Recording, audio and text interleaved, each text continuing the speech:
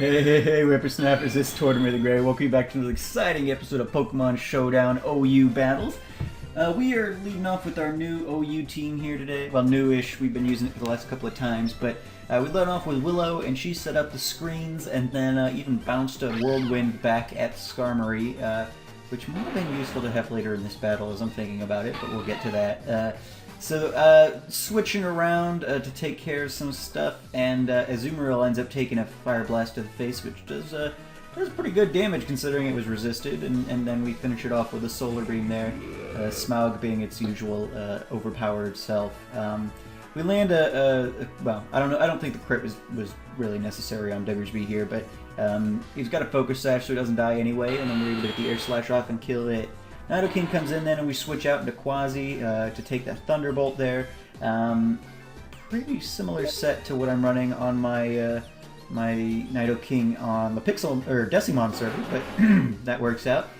So they bring their Charizard in. Quasi's going to take an Air Slash and go down. Willow comes back in at that point then. I figure we've got faster speed than Charizard, so we'll go ahead and get our screens set back up, and that'll help us get through the rest of the battle. So Willow comes in, does a good job. I figure she'll be dead soon, so we just go for the Psychic to get a little bit of damage off on Charizard before she goes down. And then Bigwig is going to come in. Bigwig's Choice Scarf, so he's able to get past the Charizard and get the Wild Charge off as well. So that works out real nicely. Skarmory then comes in, is going to take a Wild Charge, but doesn't even get it past 50%, which is a bit disappointing. And then it's able to set up these rocks, which is this Skarmory, man. Then Skarmory starts us on this rotating battle here. It switches out, and Weevil's going to take the Wild Charge intended for Skarmory. And then Weevil's going to get the Ice Shard off, which is going to be enough to take Bigwig down. So we're down to Shredder and Sulu. Shredder's going to come in, take a knockoff, and deal one right back to take out the Weavile. So 2-on-1, you'd think that would be pretty decent odds, but oh, this Skarmory, man. I mean, I wish I had kept Willow. It would have made the end of this so much easier. But alas, it was not meant to be. This Skarmory is going to be very obnoxious is what it's going to do. It got the rocks up earlier. That was Skarmory's fault, and then now it's going to. I think it's got a speed tie with Shredder or something, because sometimes he outspeeds, sometimes it doesn't. I don't. Can Skarmory get Prankster? I guess I forgot to check that. I'm assuming it's a speed tie situation, which it shouldn't be because it should have much higher speed, but Shredder moves before it half the time, so I don't know. I don't know what's happening there, but it's probably something I should know. But point being, Skarmory's going to do this rotating deal with us for quite some time. Going to switch between healing and whirlwinding. So Sulu's taking some serious damage from that, obviously being a flying type. Her close combat's not going to be doing quite enough to really, unfortunately, contribute real critically to this battle.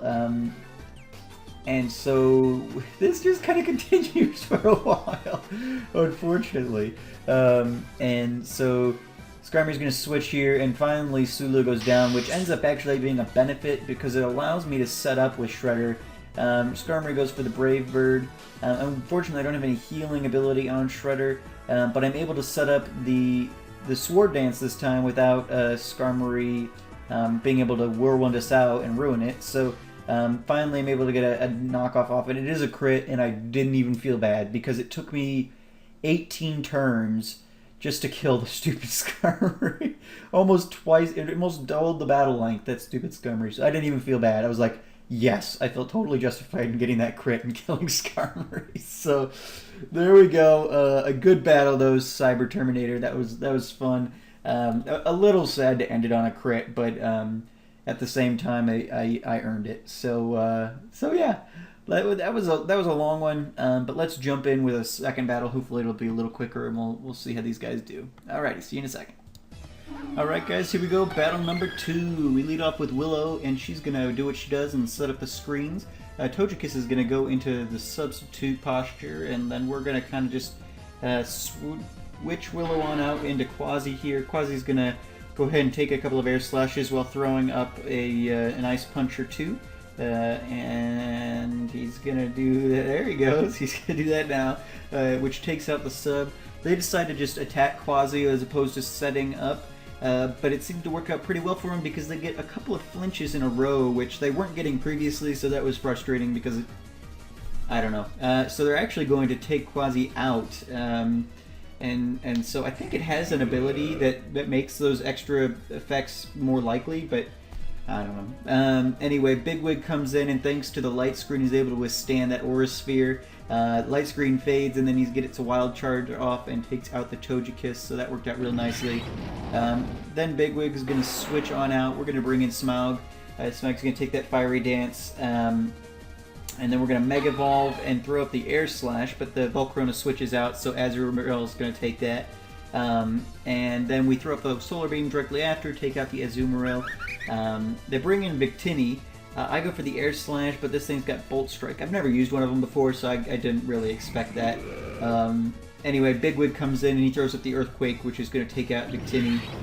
Volcarona comes in and we're going to do the same thing, but we're not quite strong enough to get rid of it in one shot, so it's got enough power left to finish off Bigwig. Willow comes in and I throw up the Reflect. I know Volcarona is a special attacker, but I see Garchomp and Excadrill sitting there, so I figure I'll do Reflect. It's probably better that I have the defensive power if I only get one shot, as opposed to the special defensive power. So that ended up working out pretty well. Sulu comes in, and even with the burn, is able to do some pretty decent damage to Mega Garchomp here. And then we win a speed tie, and you're able to get one last hit before Sulu goes down. So that worked out real nicely. Shredder then comes in, and we're going to Sucker Punch, take Garchomp out. And then Excadrill comes in, and we're going to take an Earthquake and throw back a knockoff, which ends up killing it. And it wasn't even a crit, so yeah, just yeah. I honestly don't really know what happened there, because it was not a crit. I'm looking at the text right now. It wasn't a crit, but we killed it one shot. We hadn't boosted or anything, so okay, it works for me. But yeah, thank you guys so much for watching. We're back in OU this week because I've got a special plan for next week's Thursday time slot, and I didn't want to be away from OU for a super long period of time. So, but anyway, thank you guys so much for watching. As always, I've been Tortoise the Great, and you guys have been great. Make sure to leave those likes, comments, and subscriptions for me, and I'll see you guys next time. Have a good one.